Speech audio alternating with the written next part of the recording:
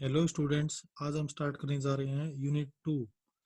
तो यूनिट 2 में है क्लास। हमारी क्लास क्या है?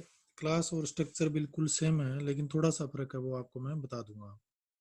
तो क्लास भी एक स्ट्रक्चर की तरह डाटा टाइप है। किस तरह डाटा टाइप होता है स्ट्रक्चर? User defined. तो class is also a user defined data type in which you can use multiple types of data type with a single name. जैसे कि स्ट्रक्चर में हमने एक ही नाम के साथ अलग अलग तरह की वैल्यूज को प्रयोग किया था, int, roll number, float, percentage, इस तरह से। तो क्लास में भी वही कुछ हम कर सकते हैं। तो क्लास एक यूजर डिफाइंड डाटा टाइप है। जो एक क्लास की डेफिनेशन क्या होगी? एक जैसे ऑब्जेक्ट्स के समूह को क्लास कहते हैं। एक जैसे ऑब्जेक्ट्स, एक जैसी चीजें क्या हो सकती है? जैसे पक्षी एक जैसे होते हैं सारे, तो पक्षी एक क्लास है। लेकिन ऑब्जेक्ट्स क्या हैं? ऑब्जेक्ट्स होंगे कबूतर, तोता, इस तरह से। ये क्या है? सारे के सारे पक्षी क्लास के ऑब्जेक्ट्स हैं। इसी तरह से क्लास आपकी वो भी एक क्लास है, स्टूडेंट की क्लास। तो उसमें हर एक स्टूडेंट क्या है? उस क्लास का ऑब्जेक्ट्स। तो क्लास को डिफाइन कैसे करते हैं वो आगे पढ़ते हैं हम। क्लास को बिल्कुल स्ट्रक्चर की तरह डिफाइन किया जाता है, लेकिन स्ट्रक्ट कीवर्ड की जगह पर हम क्या यूज करेंगे? Class keyword. तो इसका सिंटैक्स इस प्रकार है।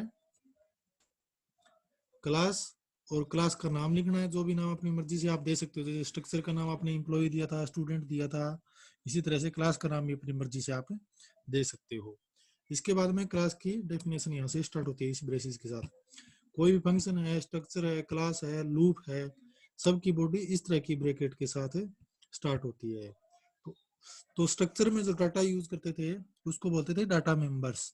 तो यहाँ पर भी आप डाटा मेंबर्स लिख सकते हो, इंट ए इंट बी, इस तरह से।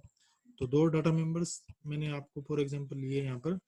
इसके साथ साथ आप क्लास में क्या यूज करते हो? Member function. फंक्शंस को क्या बोलते हैं? Member functions. जो डाटा यूज करते हो आप, int, roll number, int, percentage, float, percentage, ये क्या है? Data members. डाटा को आप डाटा मेंबर्स लिखते हो। और जो फंक्शन यूज करते हैं क्लास में उनको बोलते हैं मेंबर फंक्शंस।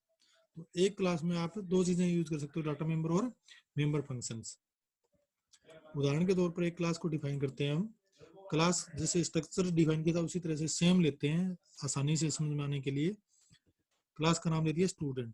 इसमें दो डाटा मेंबर्स लिए हैं, इंट रोल नंबर और इंट करेक्टर सेक्शन। तो यहाँ पर एक फंक्शन भी ले लिया शो डाटा नाम का।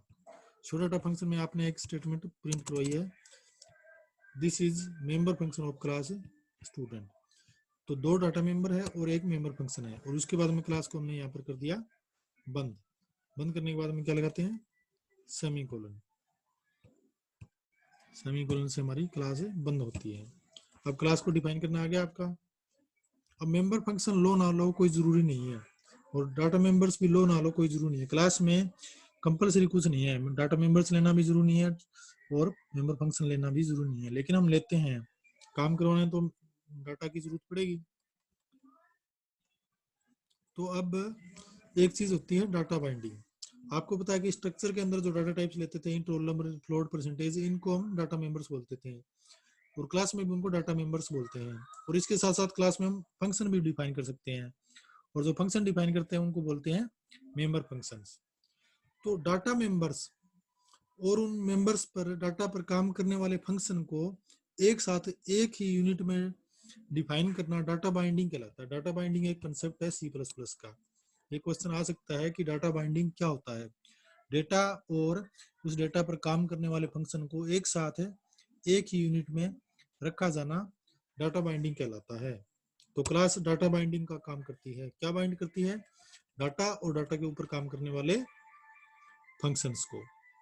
अब आगे बात करते हैं क्लास के ऑब्जेक्ट क्रिएट करना, क्लास के वेरिएबल क्रिएट करना।